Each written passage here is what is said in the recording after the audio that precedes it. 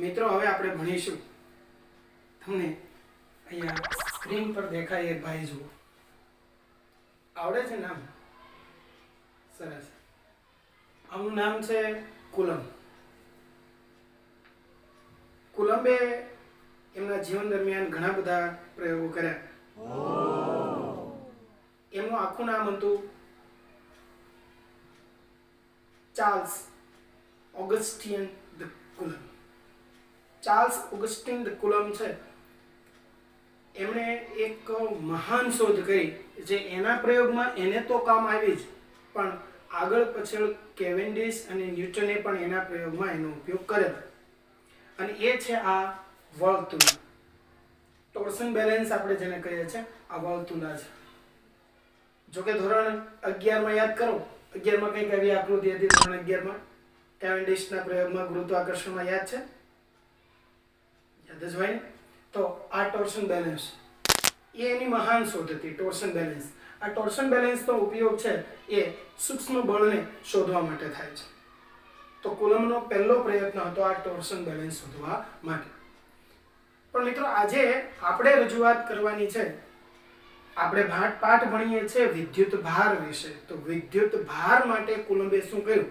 એની આજે વાત કરવાની છે તો આજે વાત કરીશું વિદ્યુત ભારમાં કુલમનો નિયમ તો વિદ્યુત ભારમાં કુલમનો નિયમ આપણે સમજીએ બધા રેડી છો ચાલો સમજો તો સૌ પ્રથમ પહેલા આપણે સમજીએ કે કુલમનો જે નિયમ છે એ બે બિંદુવત વિદ્યુત ભારો વચ્ચે લાગતા વિદ્યુત બળનું માત્રાત્મક ખાલી વિધાન છે મિત્રો અહીં બિંદુવત વિદ્યુત ભાર એટલે વિદ્યુત ભારિત પદાર્થ નું પરિમાણ છે એમની વચ્ચેના અંતરની સરખામણીમાં ખૂબ જ નાનું હોય એને બિંદુવત પદાર્થ તરીકે વિદ્યુત ભારિત પદાર્થ તરીકે ઓળખવામાં આવે છે આપણે અહીં હવે કુલમના નિયમનું વિધાન પહેલા સમજીએ તો વિધાન શું છે તો બે બિંદુવત સ્થિર વિદ્યુત ભારો વચ્ચે લાગતું વિદ્યુત બળ અથવા કેટલીક વખત કહેવાય કુલંબ બળ એ તે બે વિદ્યુત ભારો વચ્ચેના અંતરના વર્ગના વ્યસ્ત પ્રમાણમાં અને તેમના વિદ્યુત ભારોના મૂલ્યોના ગુણાકારના સમપ્રમાણમાં હોય છે આ એમનું વિધાન હતું હવે સમજીએ ધારો કે શૂન્યાવકાશમાં Q1 અને Q2 વિદ્યુત ભાર એકબીજાથી r અંતરે છે તો એમના વચ્ચે લાગતું વિદ્યુત બળ F કેટલું હોય તો કુલમના નિયમ અનુસાર F k માનાંકમાં Q1 Q2 divide by r² વડે અપાય છે આ એમનું સૂત્ર છે આ સૂત્ર યાદ રાખવા જેવું અને હવે આને સમજીએ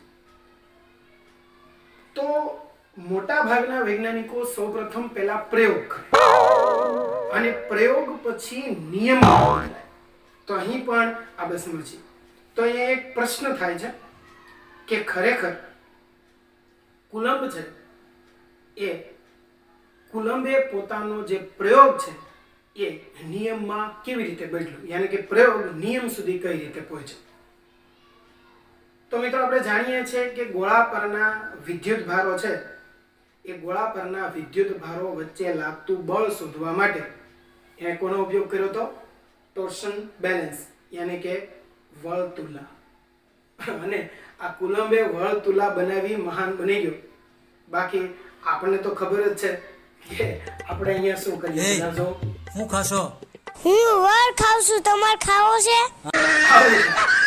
આપણે વર્તુલા નથી શોધતા પણ આવું કરીએ છીએ એને વર્તુલા શોધીને વિદ્યુત ભારો વચ્ચે લાગતું બળ શોધ્યું મિત્રો અહીં પણ જે બે ગોળાઓ છે એ ગોળાઓના પરિમાણ એમની વચ્ચેના અંતરની સરખામણીમાં ખૂબ નાના હોય એટલે એને બિંદુવત વિદ્યુત ભાર ગણી શકાય મિત્રો એક તો આપણો સવાલ હતો કે પ્રયોગ પરથી નિયમ પર કેવી રીતે પહોંચી શકો સવાલમાં પાછો સવાલ થયો કે અહીંયા વિદ્યુત ભાર વિશે તો કોઈ નોલેજ નહોતું એને ખબર નહોતું વિદ્યુત ભાર તો અજ્ઞાત છે આ ગોળા પર કેટલો વિદ્યુત ભાર છે એને ખબર નહોતું તો વિદ્યુત ભાર અજ્ઞાત હોવા છતાં આ સમીકરણ સુધી કેવી રીતે પહોંચી શકો તો સમીકરણ કઈ રીતે બન્યું સમજીએ એણે શું કરેલું કે એને ધાર્યું કે આપણી પાસે એક ગોળો છે, એની પર Q વિદ્યુતભાર છે, સ્મોલ q. હવે એની જેવા જ આઈડેન્ટિકલ બીજા ગોળા સાથે એને સંપર્ક કરવામાં આવ્યો તો સ્વાભાવિક છે આપણે આગળ ભણી ગયા. એવી જ રીતે બેમાં Q/2 Q/2 જેટલો વિદ્યુતભાર બને. હવે Q/2 ને બીજા વિદ્યુતભાર રહિત ગોળા સાથે ટચ કરવામાં આવે તો બેમાં Q/4 Q/4 બને. તો આવી રીતે જોડીઓ બને. તો કુલમ બે આવી જ્ઞાત જોડીઓ ખબર છે કે આ બેમાં Q વિદ્યુતભાર છે, આમાં Q/2 Q/2 આમાં Q/4 Q/4 વિદ્યુતભાર છે. તો એમની વચ્ચે બળની આખો વિગતો નક્કી કરી કે જોડી જોડી વચ્ચે અમુક અંતરો માટે કેટલા બળ લાગે છે, અને આ પરથી એ પ્રયોગ પરથી નિયમ બનાવ્યો. મિત્રો આમ એ પ્રયોગ પરથી શું બન્યો? નિયમ. બીજી એક રસપ્રદ વાત કે શરૂઆતમાં આ નિયમ સ્થૂળ વિદ્યુત ભારિત, સ્થૂળ એટલે મોટા, મેક્રોસ્કોપિક વિદ્યુત ભારિત પદાર્થ માટે પ્રસ્થાપિત થયો, પણ આગળ જઈને એ સૂક્ષ્મ સ્તરે પણ આપણે એનો ઉપયોગ કરી શકાય. આમ આ નિયમ છે એ થોડો સાર્વત્રિક બની ગયો.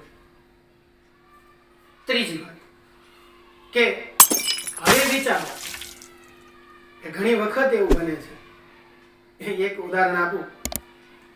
એક વ્યક્તિ છે કે જે ખરેખર બહુ જાજુ ભણ્યો નહીં, કદાચ મેં સાંભળ્યું ત્યાં સુધી 10 ધોરણ સુધી ભણ્યો અને ભણવામાં સારો નહોતો, પણ આજે એના પાઠ આવે છે. જાણો છો કોણ વ્યક્તિ છે જે ભણવામાં સારો નહોતો અને એનો પાઠ આવે છે? વિચારો કોણ તો? એક મહાન ક્રિકેટર સચિન તેંડુલકર. આવું જ હોય જેને લોકો વિઝા દઈ દેવા માટે તૈયાર નહોતા આપતા વિઝા, એને લોકો અત્યારે સામે ચાલીને બોલાવે છે. ખબર છે ને કોણ છે? તો બસ એવું જ થાય. આ વસ્તુ બને છે. કુલમનો નિયમ છે એ બન્યો ત્યારે એને વિદ્યુત ભાર અજ્ઞાત હતો, વિદ્યુત ભાર વિશે કઈ ખબર નહોતી અને નિયમ બન્યો. પછી એ જ નિયમ છે એ વિદ્યુત ભારની વ્યાખ્યા આપવા માટે કામ લાગ્યો છે ને નવીન? તો વિદ્યુત ભારની વ્યાખ્યા કુલમના નિયમ પરથી મળે છે.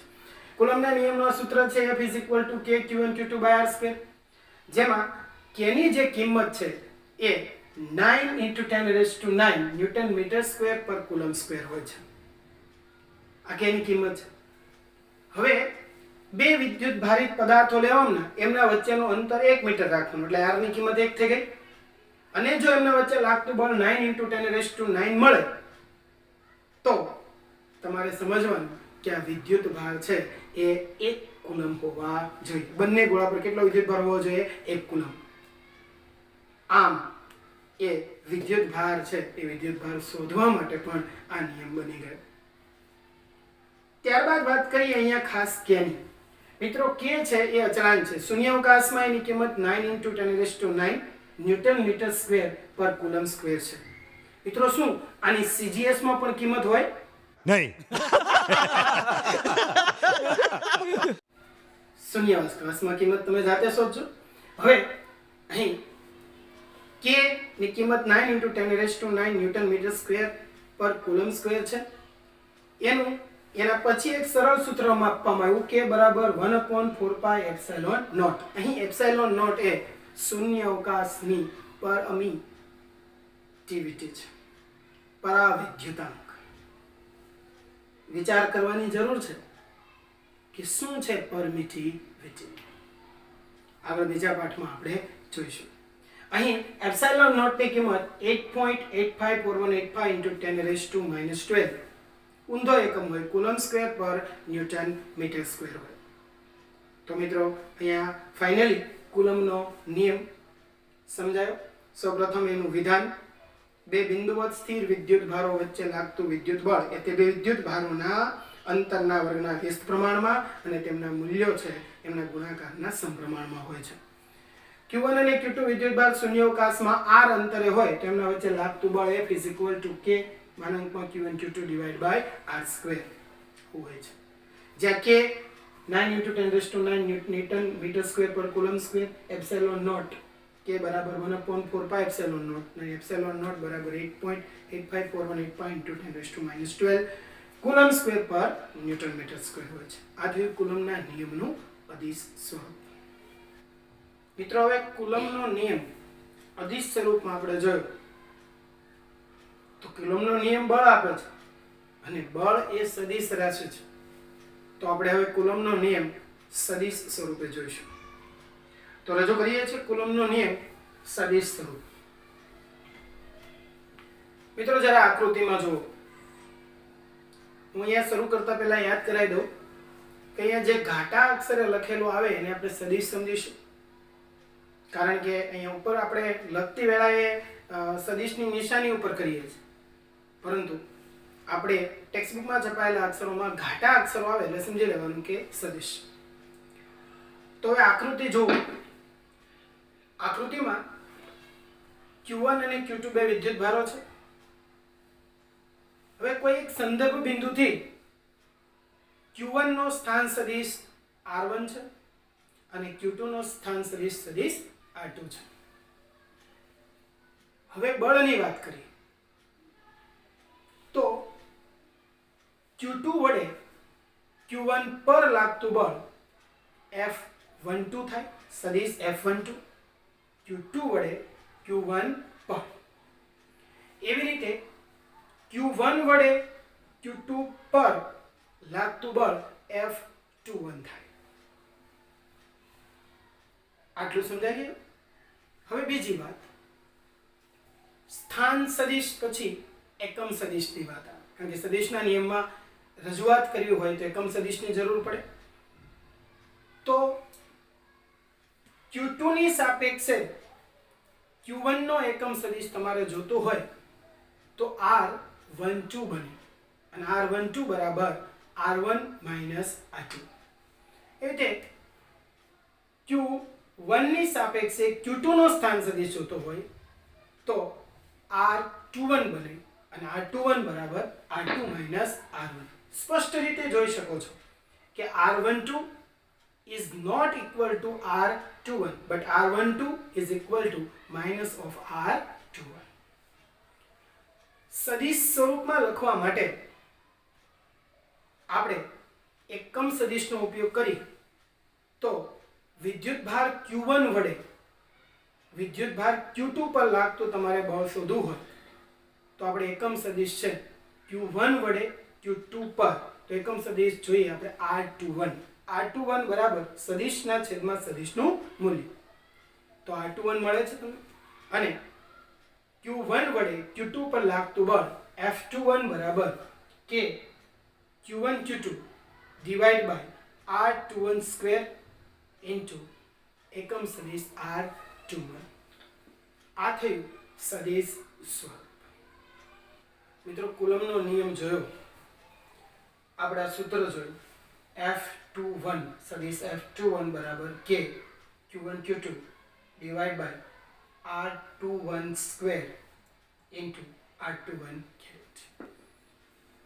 કુલમના નિયમની કેટલીક નોંધપાત્ર બાબતો આપણે હવે જોઈએ. આ સમીકરણ જો F21 સદિશ બરાબર કે Q1 Q2 divide by R21 square into unit vector R21. નોંધપાત્ર મુદ્દા નંબર 1. આ સૂત્ર કોઈ પણ પ્રકારના વિદ્યુત ભારો માટે સત્ય છે.